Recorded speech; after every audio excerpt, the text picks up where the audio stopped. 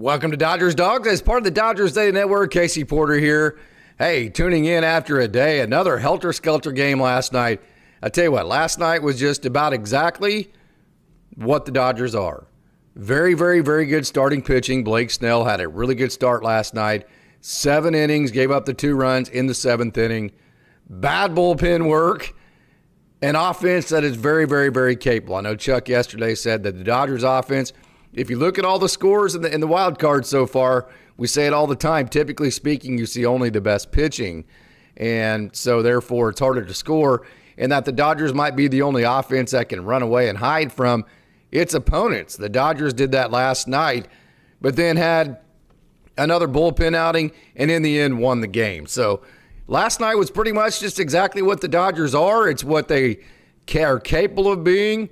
And because of that, you won a game and be thankful for that. Hey, there's a lot of things to chew on in terms of things that you did not like about last night. But I'm going to take away that you beat Hunter Green, which was huge because the Dodgers have to face Nick Lodolo tonight. Nick Lodolo, this will be a very difficult challenge for the Dodgers. Trust me on that. Lodolo is a ground ball pitcher, so if you kind of look at the way that he's going to do things, what he's going to try to get first of all, he's going to off-speed the pitchers to death. He really has no tendencies in terms of the percentages of pitches that he throws. He's about 29% four-seam, about 29% curveball, about 22% changeup. So, hey, we've got Coach Holt on the line here. I'm going to bring him in, and we are going to get after it as we talk about the Dodgers and the Reds tonight. Coach, good to see your face, man. I know you just got back from vacation. What's up, brother? Not much, man. I started getting dark down there. I thought ice was going to come after me, man. Melissa told me to watch out. The ice may come look for me, man. It's getting too dark down there. And I told her all they got to do is hear me talk, you know. Yeah, absolutely. All the Dodger dogs know what I'm talking about. Once you hear me talk, you know I'm American. So it's a real south part of America. But, yes, it's great to be back with you, Case. What'd you think about last night, man? I mean, I just described it just a minute ago as we opened the show up with this just kind of is exactly what the Dodgers are. The chance to have a very good offense in any given night, very good starting pitching, very bad bullpen work. I mean, that's just literally what the Dodgers are, right? That's a recipe we've seen, and unfortunately, as far as the bullpen goes, too many times. I know there's talent there. I know there's arms. I know how they feel about them, how we feel about them, but it hasn't been pretty there. I know Rex texted me 10-2, 8-run lead, and here we go. You know, I mean, here it is. All of a sudden, it's 10-5. They're one big hit away from, you know, making it 7-8 or 10-7-8 or 9 or something. You know, just something like that happening, something big time. But you know, it's baseball. It didn't happen, so to hell with it. You know, we win 10-5, you get out of the inning, and you make things happen there. But yeah, I think that's just. It wasn't anything shocking last night. 4 home runs, our big dogs, you know, get 2 each, and you know, great starting pitching. Oh, you know, Snell was outstanding. I mean, like he has been. That's why he was signed. You know, he did. He's why. That's why the Dodgers signed him, to do what he did there. And it was a recipe we've seen quite often. And as long as we can win 10-5 every freaking game, you know, let's go get 12 more. I think is what it is, Case, something like that. And you got the big lead. We've said this is the setup. You know, if it's a close game, if it's high leverage, you're going to see Sheehan or Glass now. But you're going to need a game or two where you run away from the other team, where you can throw the Edgardo Henriquez's, and you can throw all the other guys in the pen. It was good to see Blake Treinen get back. We'll talk about hear him in a minute. But what last night did was it allowed the Dodgers to win game 1, which is huge, especially if you're at home. And it's really huge because you're facing Nick Lodolo tonight, who is going to be a very difficult challenge for the Dodgers. We'll get into that here in a second. But it allowed Dave to continue to throw the other guys, and now you still have Glass now and Emmett Sheehan for both of the last games if you need them for both of the last games. And then even if, let's say, Nick Lodolo goes out tonight and he's lights out, the Dodgers can't hit, and Yamamoto, you have another one of these deals where Yamamoto throws great, you don't give him run support, you lose the game, right? We've seen that before. And you have to go to game 3, Shohei Ohtani shoves, you win that game, then you have Clayton Kershaw in your back pocket. So what last night did, by continuing to score and getting a big lead, it made it to where even though the bullpen didn't work out the way you wanted it to, you still have everything set up beautifully right now. Yeah, if in the perfect world, is what you just said. The Dodgers had stayed away from the high leverage guys, the guys who have starters that we moved down into the pen, the outstanding starting pitchers. They're pin guys now. You said it best right there. Getting the lead that you had right there, 8-0, and then got the 10-2, whatever the heck it was, and you were able to do some things there and stay away from your high leverage guys. No, you need that. You'll need more than one of them on the big scheme of things. Right now, we're not worried about 4 or 5 games down the road because hell, there may not be one if you don't take care of business. It's like that's similar to it's exactly like the regular season. Pitch one tonight, it's the only one that makes a damn. And we'll start working from there. But you're right. The Dodgers set themselves up good there. They took won the first game. That's always big in these short series, and did it the right way. Got a great start. And again, and was able to stay away from your high leverage guys. So if you sit down and wrote the way you like for the game to go on yesterday, that's pretty damn close. Yeah. I'm actually wrong. I looked at it earlier, and they still had it listed wherever I looked. It's still a Dolo, but it's going to be Zach Littell tonight. Okay. The 29-year-old right-hander, 3.81 ERA, WHIP of 110. So a guy that doesn't allow a whole lot of walks and hits. So hey, we'll move on back to Blake Snell. We mentioned, and Dave mentioned this in his postgame. So good catch there, Shelley. I appreciate you. Actually, the Padres are up 3-0 in the 6th inning. Appreciate you correcting me there. Okay, so we always mention, in a big game like this, you always want to get the lead. You want to do that. And the thing that you always mention is the offensive side. But whenever your pitcher comes out and just dominates the other team in the first, 3 up, 3 down, and it's like, okay, well, the Reds aren't scoring tonight. I thought that was as big a part of the momentum of the game as the Shohei Ohtani home run was. Yeah, you come out and you establish that immediately like, oh, crap. We've seen it on the other side. We've been on the other side of Blake Snell showing it up to your rear end, and so we know what that looks like. And you're when he comes out, he's throwing like that, I thought, good Lord, good luck tonight, Good luck getting anything off this guy. And then you come out, like you say, that sets a stage. I know these are big league hitters, and they see the greatest pitchers in the world every day. They're the best players in the world against the best pitching in the world. But there's still a mind game. This is a mental. Baseball is a very mental game. Guy comes out and shoves. They're talking amongst themselves like, damn, better get hooked up tonight. Then Shohei goes deep. It's like, okay, we're already behind again. So. That's big. It's like you said, he comes out, gives up 2 or 3 hits that first inning, blah, blah, blah. Show hits the lead off. It just is what it is. But, that was huge. Yeah. Very capable offense for the Dodgers. Just kept building. I like that I think it was Chuck that said the Dodgers need to be aggressive, and they were very aggressive. I mean, you could just see a different sense of urgency. It felt like the Dodgers came out with their hair on fire as if to say, hey, this is the postseason. We are the Dodgers. This is what we do in the postseason. And they just established dominance like from the very beginning. Now, of course, hitting the home run in the Blake Snell first inning, that helps. Sure. But you could just still see by the locked-in focus, it was just a different look for the Dodgers last night, in my opinion. Well, they probably already got on. They need the damn T-shirts. Is our time. And it has been. I mean, that's really what it is. Kike damn sure needs one. He needs it in big letters. My time, because this is why he was re-signed again, to get back here and do his sort of thing. And, that's why he's in the lineup, that sort of thing. But, yeah, the Dodgers, recent history was outstanding. And most of these are basically entirely the same team outside of a few additions and a few subtractions, but it's really the same team. These guys have been through it all. They were challenged the entire season last year, the entire season this year, challenged the entire playoffs last year. We talk about the Oklahoma City Thunder, close to our heart case. That they had every damn series they had was tough. There wasn't anything easy. They earned everything they got. Same way with the Dodgers last year, starting with the Padres on up. This team battle tests. It's our time. They're not intimidated. They're not scared of anything this time. Not that the Reds are. I'm not saying it, but experience-wise, in the playoffs, in a short series, here you go. This is the Dodgers, like I said, they can say this is our time. Yep, and one thing that you need to do against the Reds, they're not that great of an offensive team, although they're capable. I mean, everybody's capable. I mean, Spencer Steer's a good player. Sure. They've got several different players that are good, but what you need to do is just not give them free baseball. I mean, we saw that with the bullpen. Blake Snell, although he only threw 57 strikes and 91 pitches, He only walked one guy. I think it was one guy. I'd have to look at it again. Well, actually, I'll look at it here again. But he didn't. The walk totals were very low for Blake Snell yesterday. That's what you have to do, is you have to make a team that doesn't hit the ball all that great to begin with, make them earn everything they get, and that was really what the bullpen didn't do. Yeah, they're getting some chase there. Yeah, the not throwing as many strikes, but still getting a team. They have to earn everything they get. Yeah, so you're not walking a lot of people.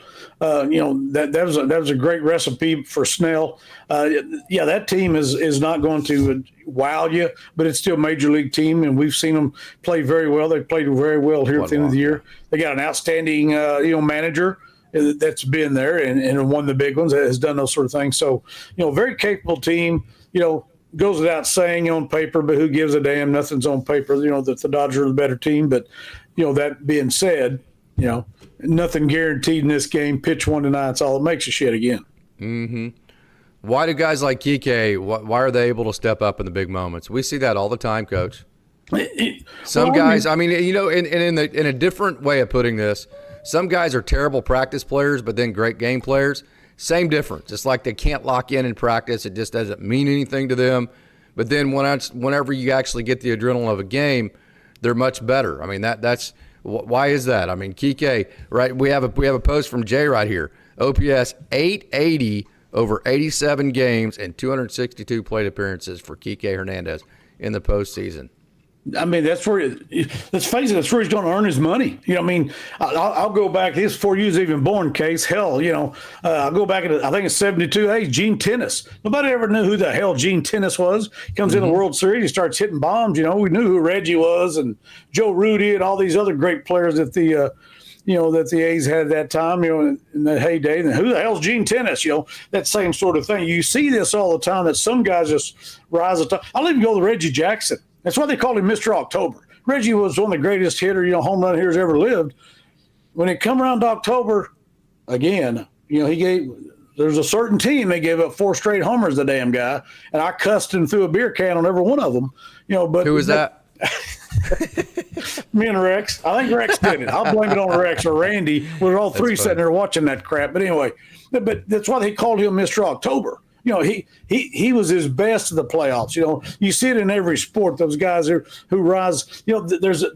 There's an it factor there. That's an amazing thing to have, because you got the other. For years and years, A-Rod was known as one of the greatest players on the planet. He sucked, in the playoffs. So you see it both ways. Okay, some guys, always get accused of being, when the pressure's on. Kershaw had some of that back early on. He had some bad outings in the playoffs several years ago. Has that? You had that same thing. You get that.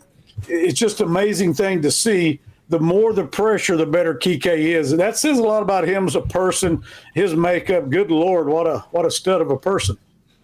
Tell you another thing Snell did. He got off to a great start. He got in a little bit of trouble in the third. And then those middle innings, the 4th to the 6th innings, he cruised again. So what that does is, Coach, that lengthens the game for your offense. And what I mean by that is, that gives by coming out early and dominating early, that gives your offense a chance to build a lead, which we know the team that scores first at the major league level, they're going to win like 65, maybe 70% of the time. So that's huge to score first. So to come out and pitch and be very effective early and shut down the team early, okay, and then whenever you can kind of just make those middle innings just kind of go away and be boring, then what that allows your offense to do is to build on the lead. And so by coming out and being very good early and then being very, very dominant in the middle innings, 4th through 6th, especially for Snell, it allowed the offense to build a lead and then add on to it, and it gave them the time to do both. It's the same thing we talked about. The Reds got to be thinking back there, man, oh, hell, look at Snell. This is the good Snell we're seeing today. Yeah. On the other hand, the Dodgers offense, it helps Shohei go 1-0. The Dodgers offense is still sitting there going, hey, we're all right. We're all right. Even if you have a bad trip, you have a bad swing, bad at bat, whatever, you're still thinking, well, they ain't getting that damn thing. So there's that other side of it too. Mm-hmm. And like you said, the Dodgers are able to lengthen that, get that lead, but the offense is feeling pretty damn good about themselves too when they're watching Blake Snell on the mound and the way he's operating. So, that goes both ways. And, both teams are able to, it kind of went according to plan. If you look at that, Blake is kind of like, we saw it again on the other side. You guys ain't getting a damn thing tonight. Mm-hmm. Good luck with it. And your offense is like, okay. We've said, you said it as a manager in the damn dugout case. I've said it. We don't need a whole lot tonight, boys. The way this guy's throwing, the way our guy's throwing, solid, play defense, move runners. We just need to score one more than the other damn team. That's a good feeling as a manager for your players to know, hey, just relax. If you have a bad at bat, we're good. Next guy, next man up. I got your back. The whole thing we all use in baseball jargon, I got you, man. I got you. Don't worry about it. You strike out, next guy, here he comes. That's just the way the whole thing works, and it works even on the major league level. You can see it. That's a great thing about playoff baseball. We talked about it last year. Who's the Phillies and hell, maybe in the Padres. Everybody's bunting the damn inning. I mean, this is real. This is real big boy baseball now. Every team out there in both leagues has great players. They probably got a hell of a manager. They got great players that aren't going to be intimidated, aren't going to be blown away by the opponents. So what's going to be the difference right there? That's where the edge comes in, where you got to move runners, your pitchers, you got no free baseball, don't walk people, solid defense, all those things that we talk about that you really don't talk about a whole lot in a 162 game because, hell, it's a long season. Now you're looking, we're on the short rows now. For no country boy here, me and you from Glencoe and Ranelette, Oklahoma, we're on the short rows now. It's here. It's time. In the Dodgers case, it's our time, baby. I'm gonna get one of them shirts. I'm gonna make up a damn shirt. I'm sure there's 1,000 of them out there somewhere already. But just threw a hittable fastball to Stevenson. I mean, that thing was, letter high. I mean, that's it's top of the zone, but I mean that's a hittable fastball. Yeah. Oh yeah. But what I turned and said as soon as Stevenson hit that was, hey, you got a big lead. You're challenging guys. Yeah. That's literally exactly what Blake Snell should be doing. Yep. If you let them hit two guys in, great, fine. Make them hit themselves all the way back in the game. Just don't walk people. So I literally said to myself, well, I can't say, okay, well, great job that you're not giving them free baseball, and then also get pissed when you're challenging them in the zone, and then just occasionally they get a hit, and even if it's for 2 RBIs. So that in a weird way, from my manager brain just went, hey, actually that 2-run double that he gave to Stevenson was something that shows me that Blake Snell understands the situation going on, which just makes me feel better about the Dodgers winning tonight. I don't know if I explained that properly. That's kind of a weird element, but that's what went through my mind. No, I know exactly what you're talking about. You can just see Blake going, hell, just don't walk people. That's kind of why they got back when they got their 5 runs. It's obvious how. We walk in, 2 or 3 of those runs? At least 2. Yeah. At least 2 of them that one. No, 2. Yeah, I think least 2. Well, Dreyer walked in one, and Edgardo. We'll get into that here in a second. Yeah, that's what I'm saying. You walk in, you have those runs, and scored. You're kind of giving stuff away, but you just want to get out there. You don't want to give anything away. Your mentality is earn everything, and I know exactly what you mean with Blake. He knows. You said exactly best. I've said it. You said it. Every guy's ever called managers. See how far he can hit the damn thing. I told you the story about Rudy Darrell several years ago. He's a pitching coach at K-State now. He's with the Tigers, Jim Leland. Rudy goes out there, told me this story himself, 0-2 in spring training with the Tigers. Ends up walking the guy. Comes in, Leland, probably took a drag-off cigarette. Probably shouldn't have been, but probably did. Rudy throw it down the effing middle. So I got to where I'd look at my pitching coaches, calling pitches, hey, Jim Leland this damn thing. In other words, throw it down the freaking, he knew what I meant. I said, hey, Jim Leland it, throw it down the effing middle. So there's that time. That's what Blake, kind of the mentality there. I got 8-0 lead, to hell with it. I ain't walking this guy. Then you just get, again, we'll tip our cap to him, man. Good job. Nice hit. Now, then you go to work on the next guy. Yep. I mentioned it, probably about 2 months ago that if you start yanking people out, and get everybody based on just results and not the process, we started talking about this a couple months ago that guys are going to start being afraid to fail. And what you're seeing with like an Edgardo Henriquez, who has such a small window, everything is so results based with him. He's afraid to fail. And but the worst thing you can do if you're Edgardo Henriquez, and I said this with Blake Treinen in the outing right before he's corrected. I think he has 3 outings now in a row that are scoreless. But the outing he gave up runs where I was pissed at Blake Treinen, and I said this, go back to the receipt, was that his strike one pitches were not in the zone. And so it's like now you're getting behind in the count. Now your fastball is very hittable instead of just saying, hey, you know what? Here's my sweeper, slider, whatever. It's in the zone. Let's see if you can hit it, and betting on your own stuff. And so I say that to say, even like that one where he hung it and the guy got out, and I mentioned, hey, well, that's because it was an 0-2 count. Yep. He made himself unpredictable, and that's how just things go right there. So Edgardo Henriquez, I think, first of all, he probably pitched himself out of any kind of trust tree for this postseason. Yep. Last night, I think that's probably a slam dunk. But super disappointed that he didn't just go out there from the beginning and say, here you go, boys. I got this. I got a 94-mile-an-hour cutter. I got about a 90-mile-an-hour slider, and they're all going to be in the strike zone, even if I hang one. Good luck, gentlemen. I'm disappointed he didn't do that. He's pitching scared, as Jay's saying here. Yeah, what a great – yeah, his first pitch was 102, Case, and it was out of the zone. And the next pitch was 101, out of the damn zone. It's the same. Yeah, who cares if it's not a strike? Yeah, that's what I'm saying. It could be 108, but it's not a strike. So we talked about this before. Rob Walton deal, 2 strikes out of the first 3 pitches. That's what everybody looks for. It's not just the best pitch in baseball, strike one. When your first 3 pitches, you want to be 1-2. We can all go into back and you can Google it right now, the damn batting average in the certain counts. Hell, it's like you said, 0-2, trying to trust it. Whatever, trying to trust his stuff. He started If Edgardo ever trust his stuff, and if he ever gets ready to throw strikes, that's what I hope the Dodgers don't give up on the guy moving forward. They may have. You don't have. We're in the short rows again, Case. You probably may have to back off of him now, but you don't. Good Lord, with that. I love Edgardo, but if I'm Dave, I don't throw him again unless it's 10-2 again. It's like Dave said. If we can't pitch him when it's 10-2, well, then when can you? Absolutely. If you can't, you're right. You can't do him there. So, but the kid has such a great arm. I'd hate for moving forward to do something with him, and then you'd see me come back and haunt you. Whatever. That's on down the road. We're worried about it right now. Yes. We're on the short rows. So, yeah, I think you're probably right. He's probably threw himself out, unless there's a big lead again, or vice versa. Unless you're getting your ass kicked, then you can put him in there too. He can be an inning killer, eat up some innings. So there's still a row somewhere there, but it's going to be few and far between, and it's a damn shame. When you come out there 102, 101, and you're down, it's 2-0. Shit, man. Get it close. Especially when you got the lead. Give yourself a chance, man. Now, trust your stuff, dude. Yes. Throw it till somebody hit it. It's the old football deal. I'm gonna run dive play. You can stop it. Hell, you're Guthrie. Hell, you guys run the damn ball every play. If they don't stop it, I'm gonna run it till, as my coach used to always say, run it till their nose bleeds. Same old thing.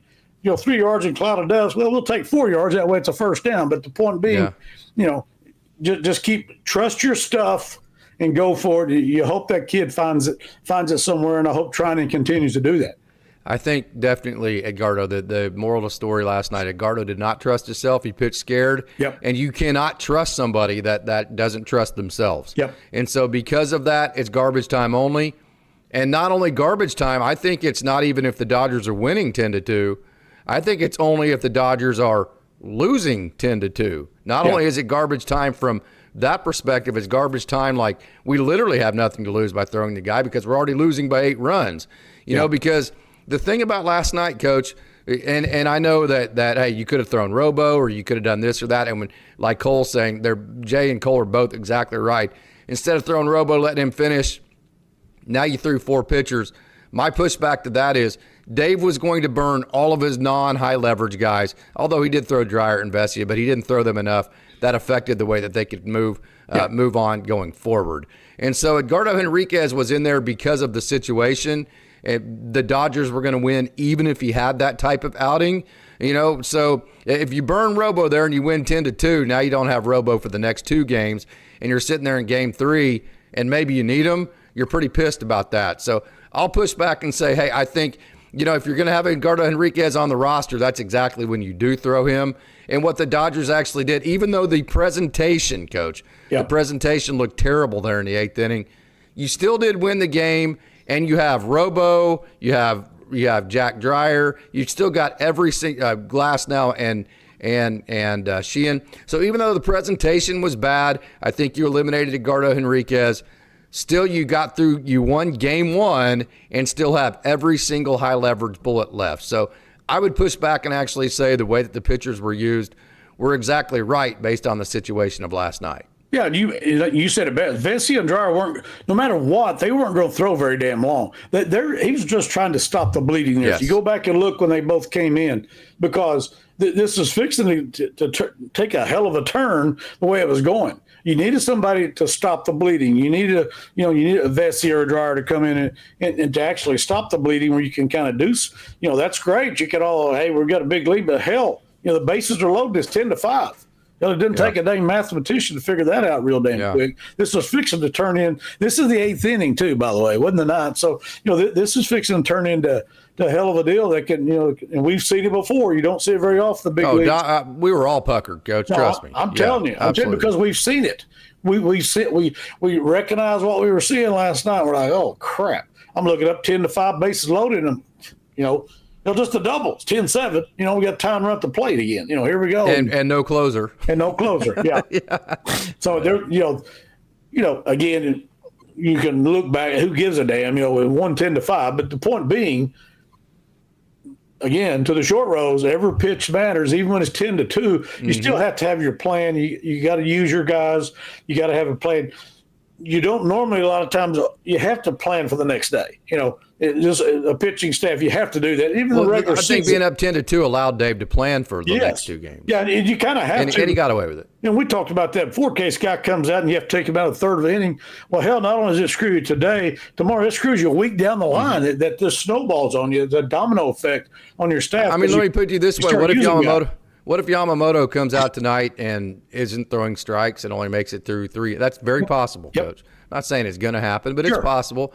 Okay, you're going to need both Robo and Emmett Sheehan, so I just think there's bigger, more high-leverage situations that you need Robo for. I'm not disagreeing that he would have been the best pitcher to bring in terms of getting the game shut down, but I think it worked that you got through that. And then also I think it says a lot for Jack Dreyer. We've said this for a long time.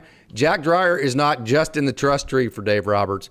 Jack Dreyer is at the top of the trust tree because he brought Jack Dreyer in last night to say, hey, dude, we got to have you, brother. This is getting bad, and we know that this can get away from us in a hurry.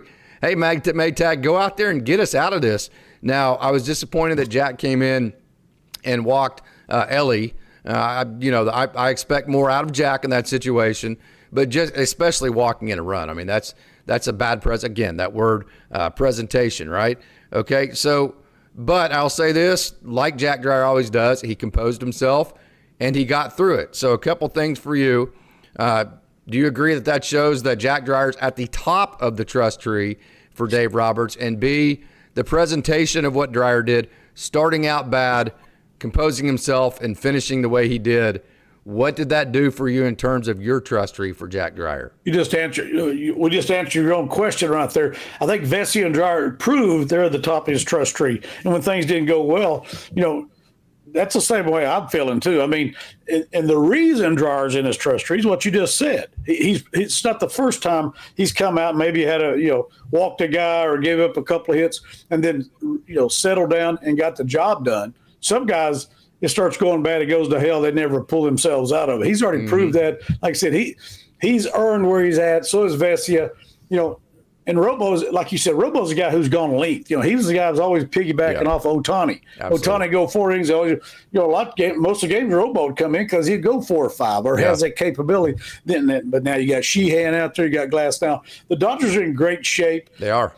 They're in great shape if say one of the starting pitchers is out early. You got starting pitchers down there. You got 2. Well, let me ask you this: how could the Dodgers be in better shape? No, I totally agree.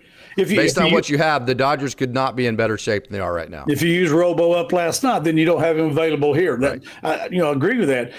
In theory, you look at it, I wish they hadn't used 4 pitchers, but but their pitchers are not really. I mean, I don't know, maybe other than Alex Vesia, Jack Dreyer, but I don't think that you used Alex. I mean, he threw 2/3 of an inning. I don't think you used Alex Vesia and Jack Dreyer in a way that keeps you from using them in either one of games 2 or 3. And I don't think that kept you from using Blake Treinen either. So as far as the guys you might use in high leverage that you used last night, I don't see any way, shape, or form how that affected them for going forward either. Yeah, Vesey, well, he's already shown he can come in tonight. Hell, without any problem, Dryer. All those guys can throw again tonight. So if needed. And they'll go 3 days in a row if they have to. I promise you, Jack Dryer will go. They've all done it. So Vesey has done it too. I'll tell you this though, Coach. In every game. I don't think Alex Vesey is limped down the stretch. No, you're right. He is limped. Right. I don't think he's healthy. Yeah, I really don't. You know how many we were talking about, hey, Freddie Freeman's not hitting home runs, this and that, and we were kind of bitching and moaning about it for a while. And then finally one day we just kind of went, you know what, instead of bitching and moaning about it, I'm just going to kind of make the statement, I don't think he's healthy, you know? And we just kind of left it at that. That's kind of where I'm at with Alex Vesey. Just Dave pulling him as fast as he did last night, the way that he's limped down the stretch, just some of the things that have happened, the coaches, the manager's brain in me is like, I'm always wanting to look and see, okay, not what happened, but why did it happen?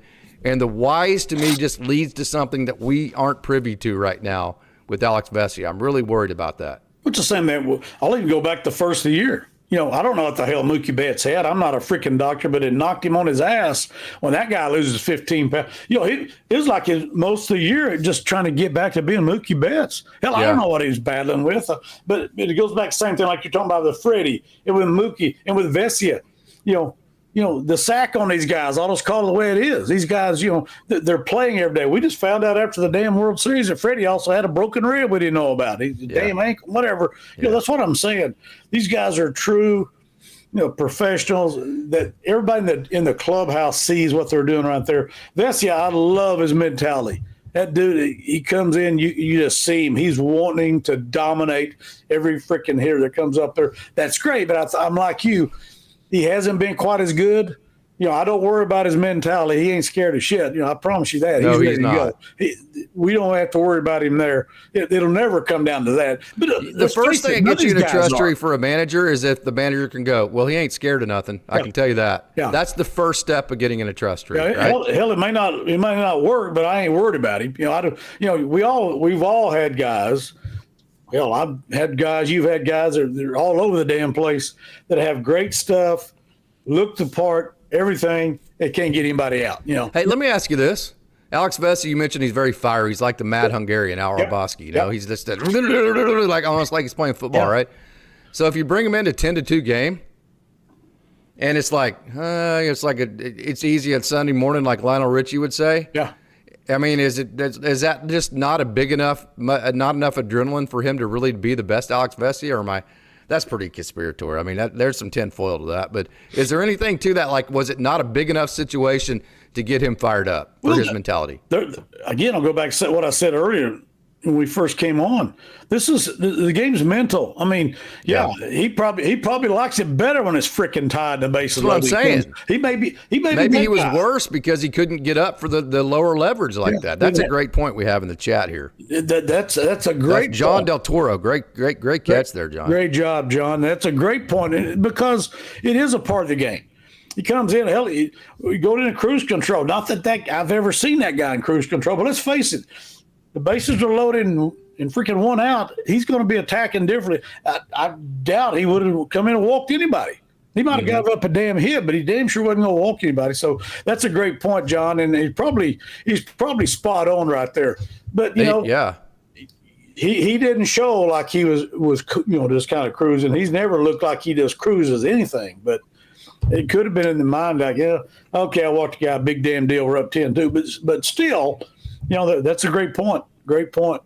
Boy, Dave was on it, taking him out too. I mean, he was throwing guys out there with urgency, like, all right, you know. But So another thing about this too is, you know, one thing that I was a little bit worried about with Blake Snell. Of course, if I were to ask you, what is the biggest weakness of this team, Coach? Bullpen. Yeah, absolutely. So the one thing that concerns me about Blake Snell is he's not efficient. We saw that last night: 91 pitches, 57 strikes. Although he didn't walk anybody, he's still not efficient. So the one thing that worried me about Blake Snell was that he wasn't going to be able to go deep into games, but at least as deep as you need to because of the bullpen, because he's not efficient. So the 7 innings was huge. That's factor number one. This was two-part, Coach. It was huge that he did get 7 innings out of 91 pitches, which was pretty efficient for him. But then also, Coach, He could have went 9 innings if this was if he had to, okay? But because the Dodgers built the lead, that allowed Dave to pace Blake Snell at the 91 pitches. I mean, he could get up there around 120, 130 pitches if he needed to, okay? So Dave was able to save that 120, 130 pitch outing. He was able to save that bullet for the Phillies or whoever the next series may be or whatever it is down the line. Because if you come out right off the bat and you have to throw Blake Snell 125 pitches to win a game in a wild card series, what is he going to be like come the National League Championship Series? So I thought also the big lead allowed Dave to pace kind of the pitch count. And then beyond that, Snell did a great job of, within that 91 pitch count, actually giving the team 7 innings where they only had to cover 2. Yeah, 7's great. I mean, if he goes 5, we're talking a whole different deal. Even if he goes 5 shutout or 6 shutout innings, we're still got to deal with 3 more innings, and who the hell are we going to have to use to get there? So, no, you're absolutely correct. Like I said before, this stuff all snowballs on you, good and bad. Why the hell do you have him in there when you're up 8-0?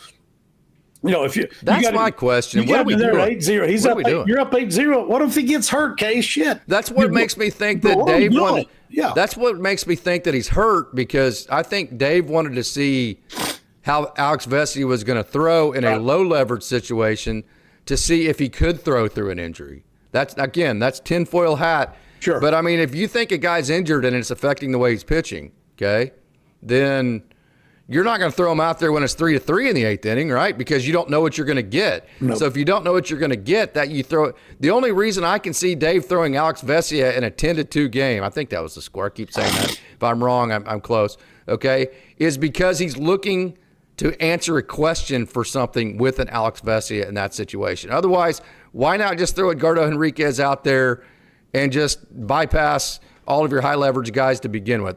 Dave had to have been looking for something in Alex Vesia, in my opinion. Yeah, you had to. And I have no doubt in my mind, hell, I mean, Case, let's face it, he's going to come in and we were fixing to lose a damn game. If you keep, you're sitting there going, what the hell are you talking about? 8-0. Dude, it doesn't take long. It got to be 10-5. We had them loaded. The people need to understand that. I mean, there's several things. I want to look at him here. He may be injured. We don't know. I don't know. Hell, we're just speculating here, but yeah, he may not be. But the obliques are tough, Coach. Injured is the wrong word, but strained to the point where it's affecting him, that kind of deal. Especially for a pitcher. I mean, if he's playing the outfield, nobody get. Like I said, Freddie's a freaking MVP with a broke rib, because he's Freddie freaking Freeman.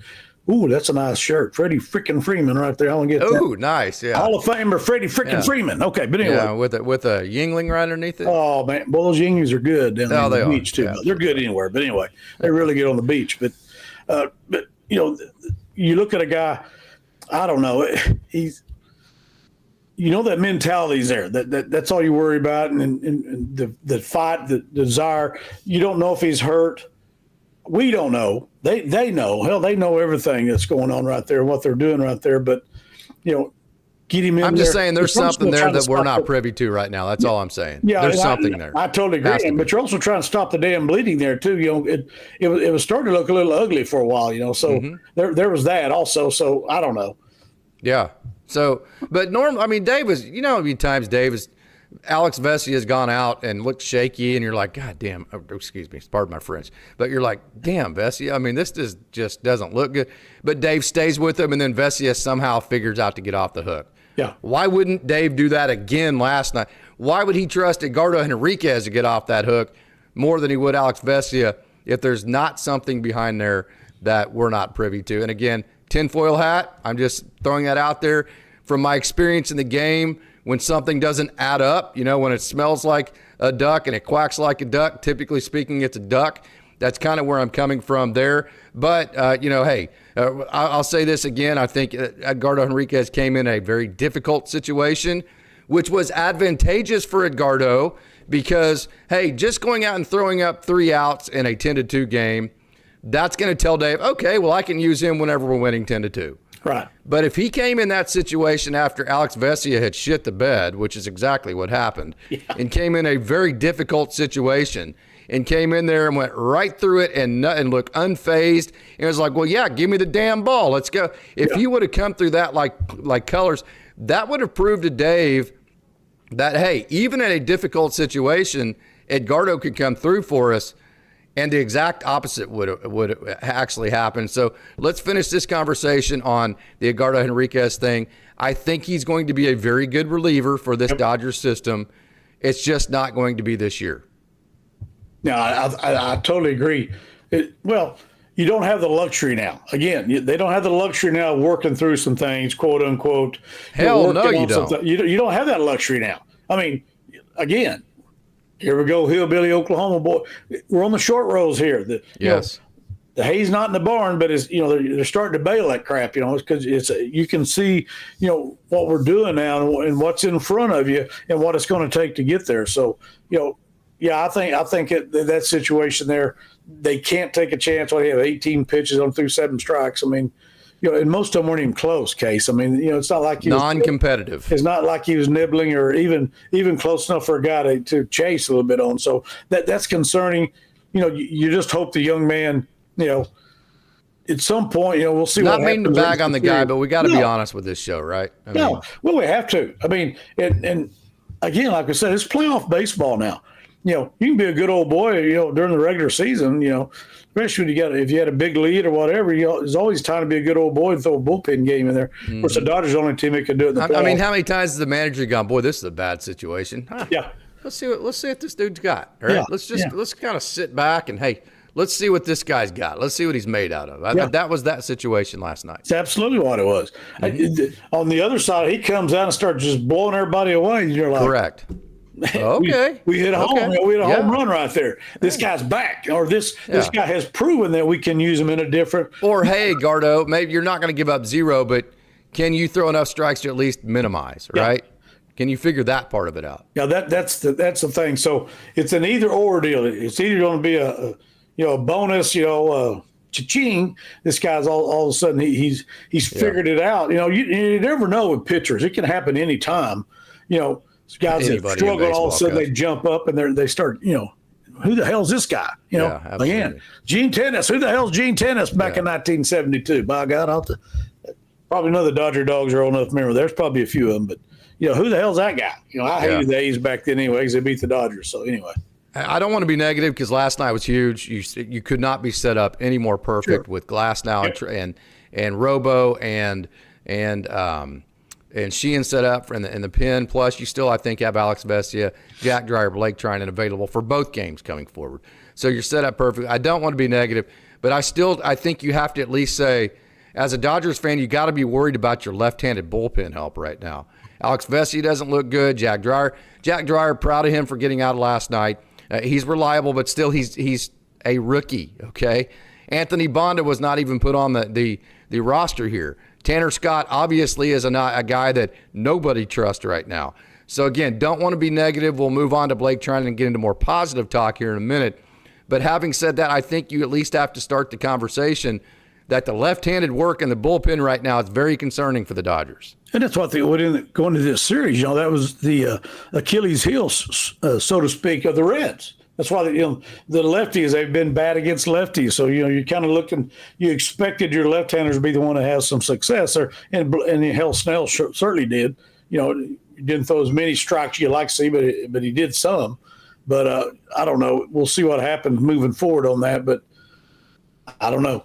It's an interesting situation. It is. Okay, so Blake Treinen, coach, 11 strikes out of 19 pitches. So literally we talk about all these adjustments, and they always, especially like in football, you always think they're like super complicated and there's like rocket science and all this. You want to know what the adjustment that Blake Treinen made?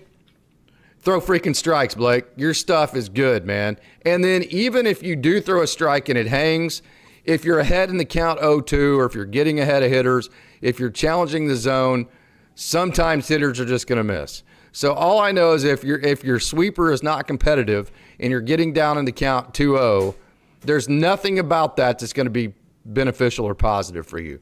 So literally the adjustment that Blake Treinen has made in his last 3 outings, it has literally been as simple as, I'm going to throw strikes and take my chances.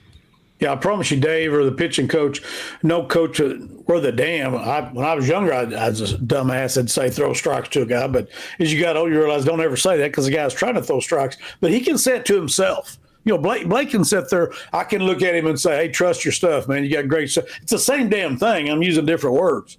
Hey, trust your stuff, Blake. You got it.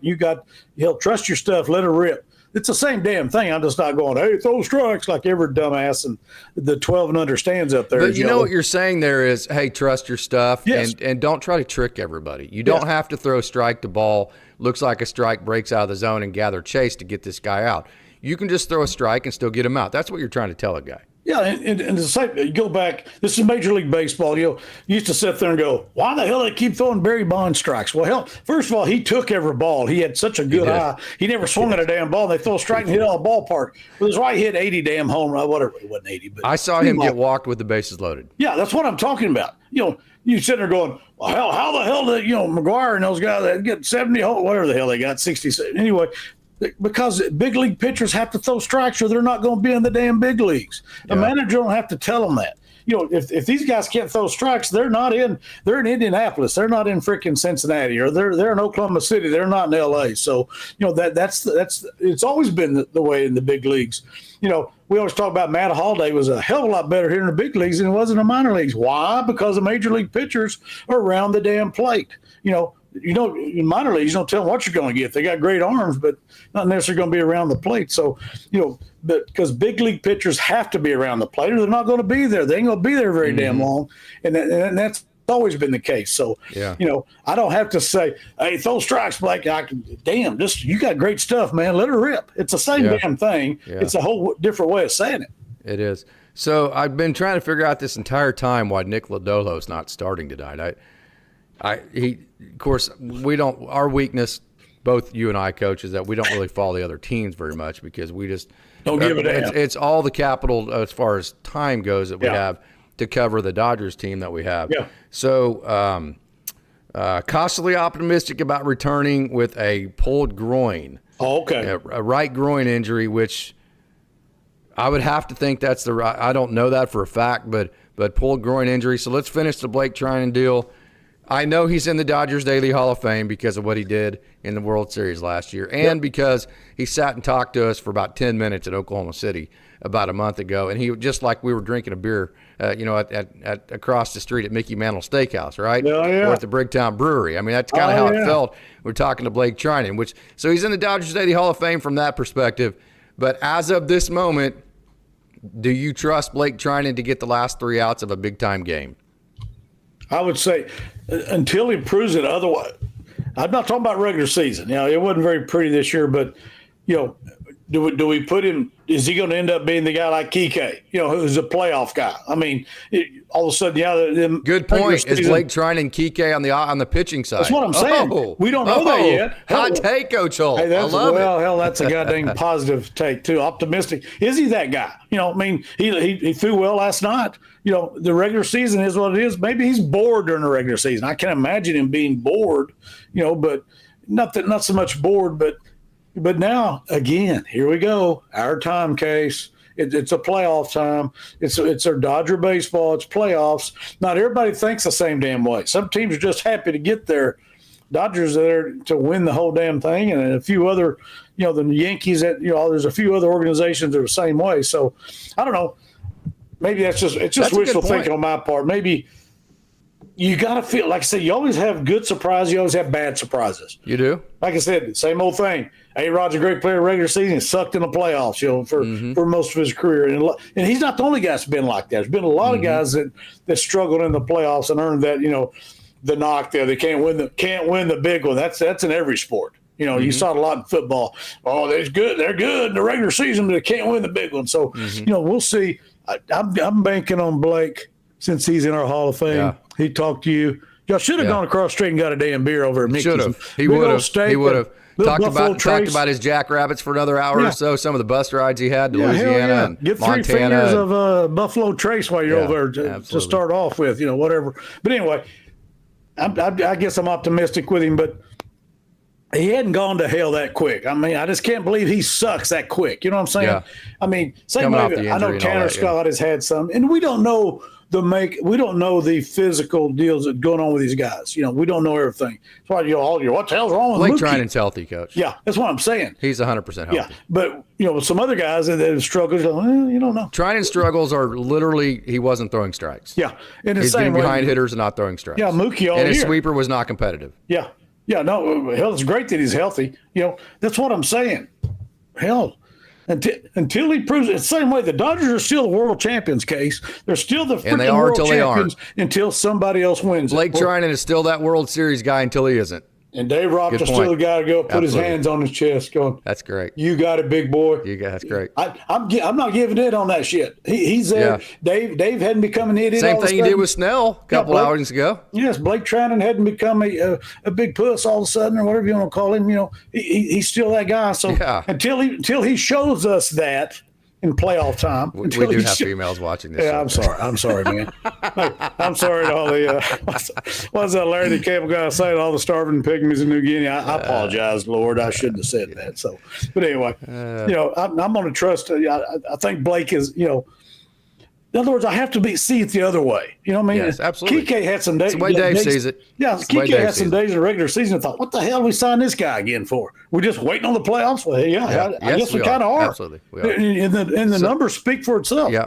So here's the deal. We know the Dodgers are going to piggyback their starters. So we know Emmett Sheehan and Tyler Glasnow are going to come in after Yoshinobu Yamamoto and or Shohei Ohtani. And the Dodgers could literally do that, especially when you're going to add Clayton Kershaw to the NLCS, Sure. I don't think, or NLDS. Yeah. And then likely the NLCS after that. So actually, before I get to that, let me say this. So this is a great point by Jay in the chat. When I talked to Paul Gervais, who came over in the trade deadline with Ben Rortbeth, the catcher last night, that had a big hit last night as well. Love that dude. Gervais said that the difference between the Rays and the Dodgers was that the Dodgers try to max out your stuff. They're not worried about whether you're throwing strikes at the moment. In the minor leagues, they want you to max out your stuff. We'll teach you how to throw strikes later, right? Yep. Whereas the Rays, they want to maximize the stuff that you can actually throw in the zone.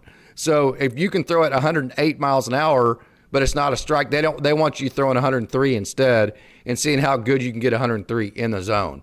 So kind of with the Blake Treinens of the world and with like the Evan Phillips of the world that may have struggled coming into the postseason, what happens with the Dodgers, in the postseason, you have to throw strikes.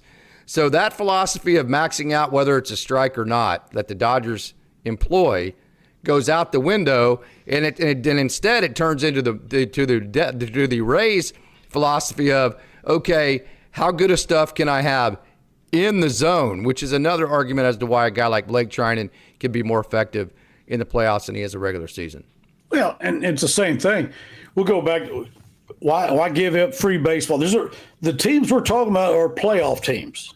Yes. The bad teams, quote unquote, the bad teams in the major leagues are out fishing or whatever they're doing. They're down at Orange Beach drinking Yingling like I was last week. They're off on vacation.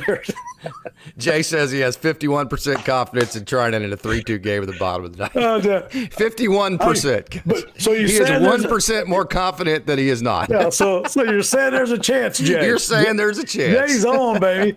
That's what I'm talking about. Until he proves it otherwise, I'm not going 49%. Jay's on the fence, but he's kind of this right here. Jay's like us. He's leaning to the positive. Jay's a positive guy. Yeah, 51% is a positive take. So I'm with Jay on that one. That means he probably won't be watching and somebody will have to tell him what happened. Yeah, hell yeah. Have him sit in the back and have Yingling and then let somebody watch it on his phone. That way you don't have to struggle through it. Anyway. Yeah. Okay, Coach. So we know the Dodgers are going to piggyback all the way. Andrew Friedman even said it.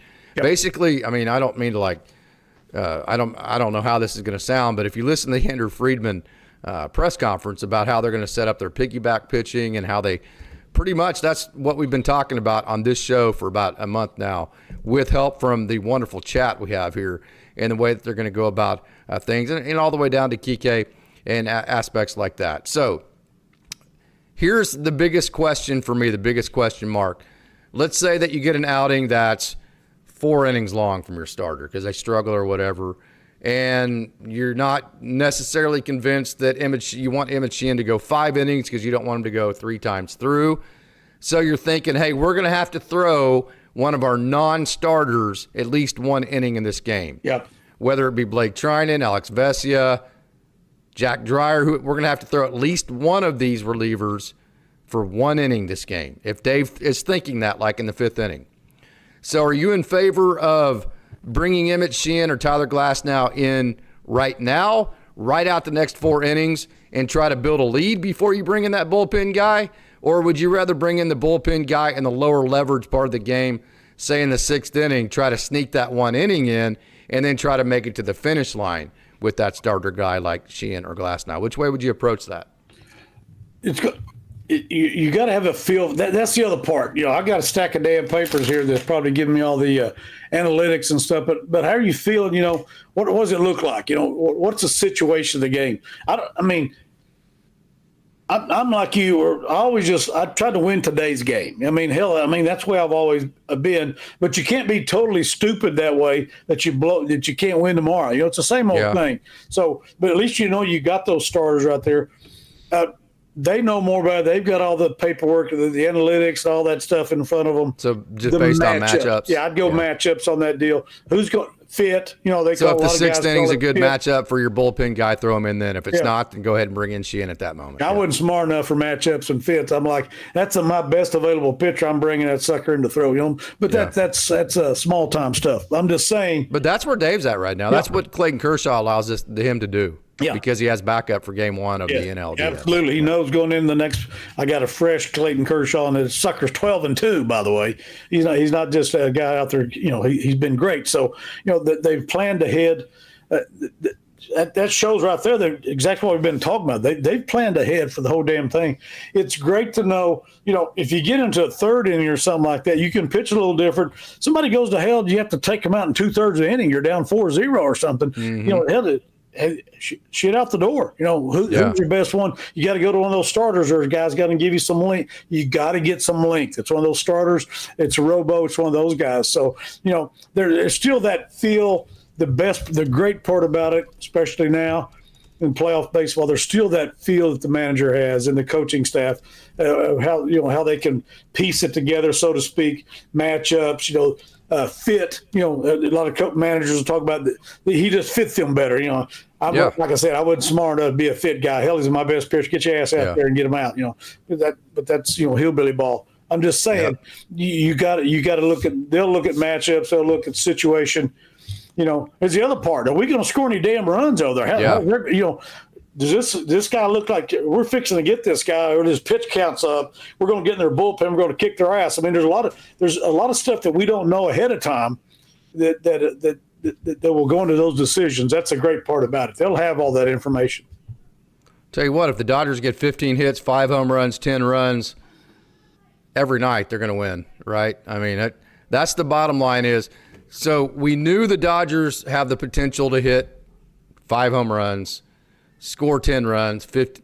The Dodgers have the potential to do this. This last night's game was not anything we don't know about this Dodgers offense. Right. Here's the deal about that though. Okay, and this is going to look a little bit different on. Let me actually see if I can. Don't watch. There we go. Let's do that right there. And then this may look a little bit weird for Coach Holt. Let me actually go to me right here, and Coach Holt, you're going to be able to hear this. Okay, so actually, let's just do that right there. That's fine. Okay, we have Bruce on here. So Bruce, audio only. You have Coach Holt and me on the line. Bruce, what's up, man? Hey, Coach Tony. So I wanted to ask you guys both, okay, as coaches. So what do you do? Like okay, so you get past the Reds. What do? You're not going to be scoring 10 or 12 or 15 runs against better pitching. What do we do with our guys in the late innings? We've had that problem this year. So what do we do to solve that? Are you going to keep saying, let's just throw a starter out there? Don't we have any confidence in at least 1 or 2 guys that can throw, them 100, mile-an-hour fastballs or whatever? What do we do? What are we going to do to get there? Coach, you want to tackle that first? I kind of touched a little bit on there. It's a great question, Bruce. Great observation. You have to. We have to. I mean, like I said, I would look at the starters. You go and you get an inning or 2/3, all of a sudden goes to hell. It's happened before. You have no choice. You got to bring those starters in. But you're absolutely correct. You can't just sit there and go, well, I got guys that are going to give me length. But the reality of it is, you're not going to win a damn series if that's all you're able to come in with. You're right. And to answer your question about how we fix it, man, that's been the question that's been going on all year as far as the bullpen. Mm-hmm. It's been a struggle the entire year. So that's a great point, great question. It goes back to feel for me. I mean, are we going to be able to score off that guy? Or what's his pitch count look like? Are we going to be able to score, or is this going to be a freaking struggle? If that's the case, I really got to shut this down. Not that I'm going to sit there and go, well, I'll throw this guy out there. He'll give up 2 or 3 runs. We'll be fine. You never think that way either. But my point is, it's a feel. The manager's going to have a feel for the game. And you can't. It's a great point. You can't just sit there and go, well, we got these starters. Yep. Put them in there and let them go 5 because you can't burn them up either because you're planning to win every game. So great question. So here's my answer to that. Number one, this is why I brought that topic up, Bruce. Number one is if you're worried about the last 3 outs of a game, who's going to get the last 3 outs, and you don't really have anybody you want to trust, that tells me you bring in the Jack Dreyer, the Alex Vesia, the Blake Treinen, whoever it may be, directly after the starter. And then you bring him in the lower leverage part of the game. You try to steal an inning, maybe 2 innings, so then the Tyler Glasnow or the Emmett Sheehan actually does get the last 3 outs. So that's how you solve the last 3 outs from that perspective. The other perspective is, Bruce, if you remember a couple of shows ago, I mentioned that if it was me, I would pitch Shohei Ohtani in the 3rd game because then that allows you to use him as a closer in the first 2 games. So I think another option for the Dodgers in this situation is Shohei Ohtani gets the last 3 outs. Are you happy with either one of those answers? I appreciate you guys. That's awesome. I just, I worry just like you guys do. But I think that you guys as coaches, you've been through it up and down. Like you get it. Like, you got to get somebody to get out there. Yep. Yeah, and again, we got how many pitchers, whatever it is in the postseason. That's your roster. This isn't the regular season where you play your starter and then here you got a long relief guy and then the closer. We're not doing that anymore, it sounds like. So I appreciate your answer. Thank you, because it helps me at least feel a little better because I'm good with a starter, but I'm good with anybody as long as they can throw strikes. Yeah. Now, here's my last question before I go. Blake Treinen or Vesia, for the 7th, 8th, and then maybe Roki. What do you guys say to that? I'm not in on Roki getting the last. If I bring in Roki, I'm bringing him in first because there's too many variables with him right now. He's looked good, but he is not on my trust tree just because he hasn't done it enough. We're talking about and all of 3 outings, 2 of them being in the minor leagues, that we're basing what we're thinking about Roki Sasaki on. Mm-hmm. So he would be the first guy I would bring in.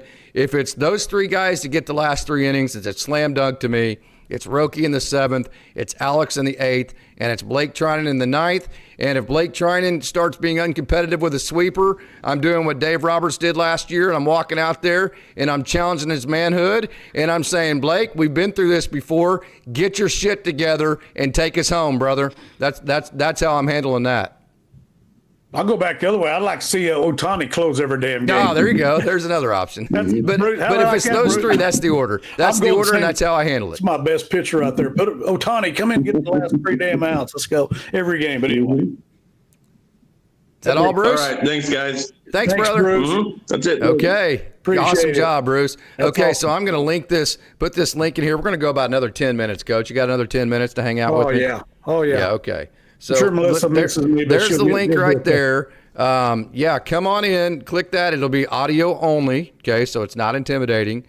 Click that link and you can come on in the show and ask questions and talk all you want. Click that. Let me type this in, Coach. Click that link to join the show. We got about 10 more minutes and we're going to continue to talk some Dodgers baseball.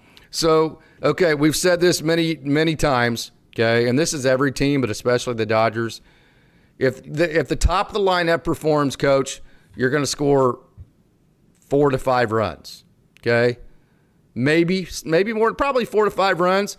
But all you need out of the middle three, Andy Pages, Teo, and Max, you need one of them to have a good game to lengthen your lineup.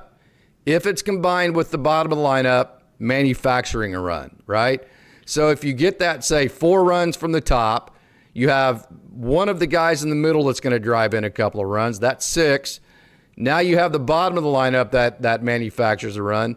There's 7, and even with a porous bullpen, the Dodgers don't lose that game. Although they're not going to go 12-0 in the postseason like we have a comment here. There's no doubt about that. But that's the formula there. The Hall of Fame 3 at the top do what they're supposed to. One of the 3 guys in the middle produce. Bottom of the lineup, at least one time through, generates 1 run. That's the formula. That's exactly what the Dodgers did last night. You got to have. Hey, you want playoff Kike? You want 2024 Edmund? I mean, here we go again. The bottom of the order was so crucial last year in the Dodgers driving to win the World Series, but it doesn't. You mentioned it too. The middle, Teoscar is showing a lot. Here at the last part of the year, he's gotten better and better. Muncy, we've got him back. Pages has really been pretty solid all year, considering he came out. We thought it looked like a bust last year in some spots, and he's come on and got hot. Then he kind of leveled off a little bit. The league starts figuring things out, but he's been pretty good. If you look at the entire season, pretty dang consistent. So you're absolutely correct. We got 3 Hall of Famers, and you're not going to win it just like last year. You're not going to win it because of your 3 Hall of Famers. We already know that. You got to have other people contributing. Freaking Gene. You can, but the other guys are going to make it comfortable. Yeah, I mean, it's going to be tough. And I'll give you another one. I know these guys don't do this crap. Hell, I ain't pitching to those guys up there. If I'm getting these other guys out, hell, I ain't throwing. Ohtani and those guys ain't seeing crap to hit. If I know these other guys are going to get hits, that's the key to that whole deal. If you're getting those guys out, hell, you can walk those. You can pitch around those guys. I know that's not a big thing, but. I learned a long time ago that you don't let the big dog beat you. It's stupid. I sat here and watched games before. Like, what the hell are we doing? If your middle and bottom of your order are sucking, Ohtani and Mookie and Freddie, good luck hitting this shit I'm getting ready to throw you. Dodgers are getting a big break not facing Lodolo. I'm just telling you, Lodolo would be kryptonite for this team because he's not predictable. He's a guy that gets you to roll over ground balls. So, like, all the fly balls he gives up are opposite field. All the ground balls that he induces you into are all pull side. So that tells me, he's going to keep the ball low. He's going to move it. He's going to get you to roll over the ball. And then he's going to be off speed all night. And then he's going to do it in the strike zone. So you're not going to be able to do what the Dodgers like to do and just sit there and spit on it. So if he's healthy at all, I think this might be one of those deals where they're trying to steal some early innings out of Littell. Tell the club, hey, let's just get to the 4th inning tied, okay? And let's match this bullpen game the Dodgers are throwing, piggyback game, and then let Lodolo finish the rest of it if he's healthy. Because not only is Lodolo good, he has the type of stuff that for any club, but especially a club like the Dodgers that likes to spit on off-speed pitches, that likes to walk, that likes to grind pitch counts, and that likes to hit home runs and get the ball in the air. He is literally the kryptonite for this type of offense. So I would have to either he's injured and that's why he's not pitching, or they're saving him for the back half of the game and doing just kind of the high school deal when you have one really good pitcher and you're saying, hey, just get us to the 5th somewhere close and then we'll finish the game and win from that perspective. Yeah, Steve Womack. You got a Steve Womack out there, he can close every game. He can come in and relief for 4 or 5 innings. You know what I'm talking about, Case. That's what I'm saying.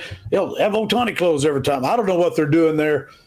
Here's the other part. Here's the other part of this. Again, I keep talking about the short rows. We're down to it. This is not the regular season. All you got to do is look at a box score and it shows a batting average out there. It don't show their regular season batting average. Yeah. It shows what they're doing now. That's what I'm talking about. It's the same old thing. All that matters now is what you're doing at this exact time. What matters now? Get your information. They're going to know what to do with this pitcher. Mm-hmm. Exactly what you just said. You know it, Case, because you do your homework. Well, we know these guys know it. And so if you're stupid and this guy's going to be breaking pitches in the zone all the time, and you're an idiot and you're taking them, you're not. They have scouting reports. The hitters, in other words, we got to adjust to what he's doing. It's kind of like a bad umpire back there. If a guy's calling 3 baseballs off the inside, instead of pissing him on and looking in the dugout, and you better adjust to it. Same hey, thing dude, here. you're exactly right, but it's not changing. So you got to figure something out. Yeah, exactly right. I can't help you with the strike zone. Same way here. This guy's throwing breaking pitches in the zone. You taking it. You go up there without I a can damn complain bat. about exactly 2 pitches because on the second pitch, my ass is getting tossed. So what do you want me to do? That's what I'm saying. I mean, then what? It doesn't change anything. So the Dodgers, the hitters, the coaching staff, everybody in the organization, including Casey Porter, who's great at what he does and doing his homework on this stuff. I'm sure Austin Brubaker's got it too. Coach Bearcoff, all you guys that actually do homework and aren't like me, here's the game plan against this guy.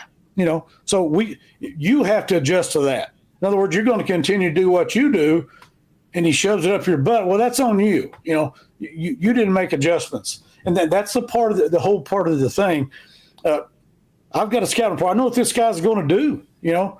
Hell, I mean, I've got to adjust to him. I've got to find a way to move runners. I've got to find a way to hit the baseball. But sometimes you don't have it in your arsenal to beat what that pitcher does, and that's kind of what I'm saying about Lodolo. When I say kryptonite, that's what I mean. Yeah, that's true. Okay, then we're going to get our ass beat. Right. The same old thing. You just look up and go, okay, well, we're not equipped to beat that guy. So guess what's going to happen if we do continue on? Everybody's got, not saying they've got a Lodolo, but if they've got a guy who throws breaking pitches in the damn zone, get ready, because here they come, because we can't handle that crap. So I just say, they're big league hitters.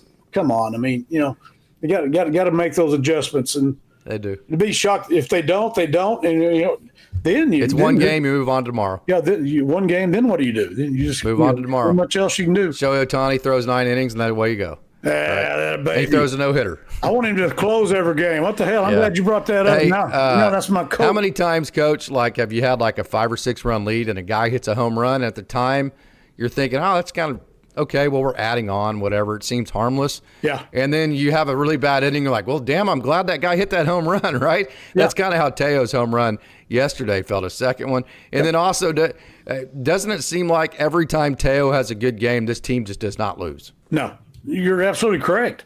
That's what I'm saying. We know what we have. The top of the order. If that dude comes on and Pages continues his ways, and you get playoff Kike, you get playoff Edmund, hell, they're going to win it all. I mean, let's just face it. I mean, that's with the pitching you have, with the starting pitching you got, and you're able to put some guys in the bullpen that have been successful as starting. So the formula's there. The same thing we've said all year. We've been pissing them on all year, like every Dodger fan and everybody.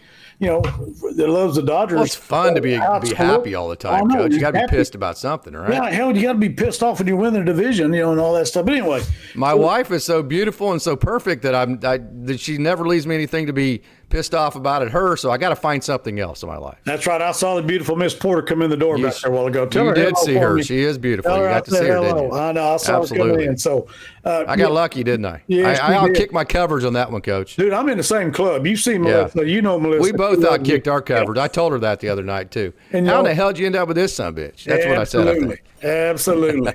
I see it every day. I'm very lucky. Hey, we have a question from Jay. From all of your managing throughout the years, Coach, why does playoff experience matter? Why does that help guys, or does it matter, and how does it matter to you? That's the question here. Well, to me, it's the mentality of the case. I mean, is it because you relax, or is it because what is it? What do you think it is? If you're talking about playoff, I mean, yeah, we all had, we just call them 4 o'clock All-Americans. When you're taking BP at 4 o'clock, hell, and they rake, and then you get in a game, they're over, and they're not scared that they don't have the mentality to be successful. And for whatever reason, I've had them. They're great kids. I know, you've had them. I mean, but so the playoff experience is so crucial. Because it's a different game. Now you got people bunting, and you're not going to see a downline pitcher again. The Dodgers set the world on fire last year with a damn bullpen game, and it works. Of course, the next one they got kicked. But anyway, the point being, you're seeing great pitching every game. You're seeing teams bunt runners over. There's pressure. There's more pressure in the playoffs. The more you do it, the better you're going to handle it. It just goes without saying. the playoff experience, any type of experience is going to make you better in the long run. I felt that way even in high school. The more tough games we played, Case, I'd schedule's too damn tough. Probably the more tough games you played prepares you for the playoffs. And you played on a team that's like that. We're 500 regular season, won the damn state championship. That's what I'm talking about. On a smaller scale, we were prepared for what was in front of us in the playoffs. We weren't intimidated by anything. We basically had played playoff teams the entire year. The playoff experience, it's the same concept in my mind, in my opinion. Here's kind of how I'll put that. Okay. So, this is a story that I told about a month ago. So, we were at Lawton Mac, and we were winning the game 4-3 or 4-2. I can't remember the exact score. So, Lawton Mac had the bases loaded. They had Mitchell Flood up, who ended up being I don't know if he's Division I, but he was definitely the best player. Are you okay, Coach? Well, I think I didn't realize I was unplugged. Before I go off the air, I'm going to plug it in real quick. My bad. No, okay. Keep talking. I got you. Okay. So, anyways, they have their best hitter up, and I've got a kid on the bump named Zach Henry. He was a pretty good kid, but I could tell he was nervous and this and that, Coach. And so I walked out to Zach, and I told Zach, I said, hey, Zach, I'm not going to ask you not to be nervous in this moment. I know you're nervous in this moment because you're just about 2 pitches away from us celebrating making the state tournament. I get it. You're nervous. We're all nervous. Hell, we're all nervous, first of all. So I wanted to relax him by letting him know it's okay to be nervous in that moment. Does that make sense? Yep. We're all that way. You wouldn't be human if you weren't. Okay, but all I'm asking you to do at this moment is to be less nervous than the guy that you're facing. Okay? That's all you have to do at that moment. So what experience does for you is that it puts you in that much better of a mindset than the guy that you're facing in front of you. Does that make sense? And so while maybe a guy that's throwing the ball south to you is nervous, you're not, and therefore, like a guy like a Kike, okay, he's not nervous while the guy throwing it to him is. So what experience does for you and success, it allows you to be more locked in for one, but less nervous than the guy you're competing against. That's how I would put that. Yeah, exactly. The more you've done it, the more you've had success, or the more you've approached it, the more you've dealt with it, better off you're going to be with it. Yep. Coach, you got any final thoughts here? This has been a great show. We've had a great crowd.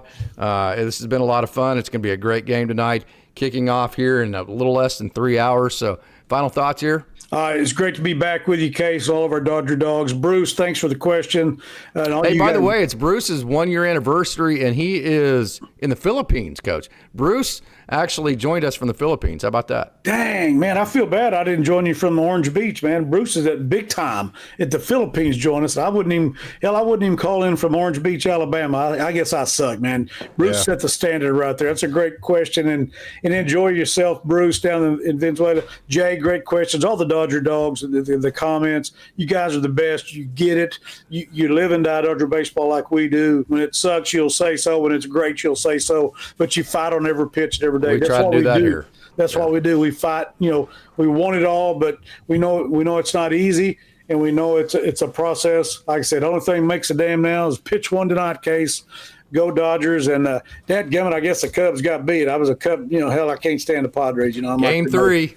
Yeah. Game 3. Game 3. Well, it won't be at Wrigley. I guess they go to San Diego for that one. Is that what happens? I have no idea. I thought all 3 were at the home. Hey, if somebody's in the crowd, all 3 are at the home site. I think that's the way that they kind of condensed the wild card. Wrigley, baby. Wrigley Magic's got to come back. I got my Wrigley Field T-shirt. My beautiful daughter Neely. There ain't no Wrigley Magic. They've sucked for 150 years. What the hell are you talking about? It's Wrigley Field, baby. It's just like Fenway. They wasn't worth a damn either until about 19. The place is magical, but it doesn't have magic because otherwise the Cubs wouldn't have sucked for 150 years. All they had to do is win one, man. 2016. What the hell? Yeah, they were supposed to win like 15 in a row, and they won. Yeah, it's hard to do. Yeah, no kidding. All 3 enter Los Angeles. The Red Sox went forever, that wasn't a damn thing. They looked like hell for a long time, too. But, baseball purists, I love Fenway, I love Wrigley.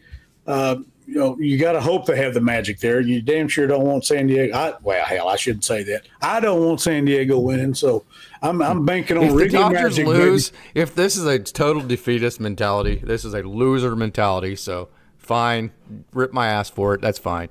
Coach Holt, you probably will, but if the Dodgers lose, I would much rather lose to the Cubs than the Padres. Yes, and I'm the same way. I'm such a defeatist with that. I'm the same way.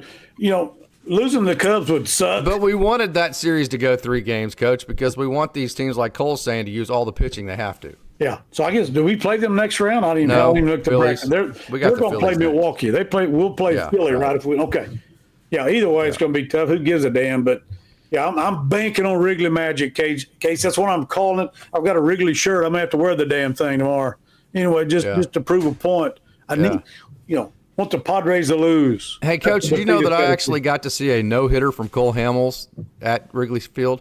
I've been to Wrigley Field one time in my life. My wife and I went 10 years ago in 2015, and we happened to go on the day that Cole Hamels threw a no-hitter. How about that? Yeah, he's for the Phillies, right? Wasn't he with the Phillies? Yes, he was. So there was no Wrigley Magic that day. You're right. No kidding. You didn't see any Wrigley Magic. You saw the Philly Magic that day. So Cole Hamels, what a great pitcher he was. Yeah, I've been there once with your boy Smalley. Me and Smalley, only time I've ever been to Wrigley, I went with Smalley in 1990. So first year they had the lights up. We went to a day game. Doug DeCenzo played left for the Cubbies. Doug DeCenzo went an entire season without making a single error. Yep, he played left field for us, and we had a good view of him. We saw him play the Reds, as a matter of fact. They played. Anyway, only time I've ever been, I want to go back and. Again, I love the old ballparks. The third oldest is Dodger Stadium. What the hell? Let's get right down to it. Beautiful ballpark next to Wrigley and Fenway. Larry Bowe was throwing. They were playing the Phillies that day, and Larry Bowe was throwing BP for the Phillies, and I was there, So the last time I'd seen him was whenever he played in Oklahoma City in 1983. So that was kind of a cool moment for me. And then he also played. For the Cubs as well. So that was a cool moment. He get thrown out, he get pissed off and hit guys. Probably, yeah. He gets pissed quite a bit. That guy absolutely. Now. So we have one more topic of debate here. Okay. Ben Rortvedt, he's out of options after this year, so the Dodgers are either going to have to re-sign him or release him. They can't send him back to the minor leagues. So do you re-sign him next year? Or you just move on and say, hey, it's Dalton Rushing? Big question. I think what happens from here on out is going to answer that for us. Yeah. I mean, again, if he's playoff Ben, what the hell? You can't. You got to hold on to him. But that's the other part they made a commitment to Rushing. So tough decisions. I'm glad those guys. It's tough to not have traded Dalton Rushing when you could have gotten Garrett Crochet, and then just to say, well, he's going to be sitting behind Ben Rortvedt. Yep. That's the tough decision the Dodgers have. No, you're right. That's why those guys get paid the big bucks, man. They get all their analytics, all their paperwork out and go to work, So if you re-sign Ben Rortvedt, he's going to have to be on the 26-man roster. He cannot just be on the 40-man. He'll have to be on the 26 from here on out. So he's your backup catcher. Yeah, that eliminates Dalton Rushing. You're going to pick Dalton Rushing or him. Or it's an either or. It's not both. Yeah. That's what I'm saying. Rushing. They're going to choose Dalton Rushing, is what I'm trying to tell you. Yeah, they will. Hey, thank you, Ben. Appreciate you, brother. And then the Dodgers also are big on this. Whenever you strike lightning in a bottle, which is exactly what Ben Rortvedt has never been this good of a player. So what they're getting with him is they're striking lightning in a bottle. Yep. The Dodgers are smart enough to know that sometimes whenever you strike lightning in a bottle, like they did with Tyler Anderson or Andrew Heaney, then you just struck lightning in the bottle. That doesn't mean they're going to be that good for the rest of their career, and they're not afraid to move on. So I think that's what they're going to do. Oh, yeah. They've already committed to Rushing. I don't think there's any doubt they're going to keep Rushing. Yeah, no doubt. Whatever they're doing, whatever. Why in the hell do we keep Michael Bush? What the hell? Well, I know we have Freddie. Nowhere to play, Coach. Freddie's pretty good, and so is Shohei. I'm glad both sides are happy in that situation. He's doing great for the Cubs. Good for him. Yeah, good for absolutely. Him. Good for him. my favorite. Lux last night. Hey, by the way, On Cue, throw that back up there, Coach. We'll give him some advertisement. On Cue is my favorite store. You know why? Because first of all, that's not the biggest size drink they have. They have an extra large. Yes. Beyond that, that's in a plastic cup. That's number one.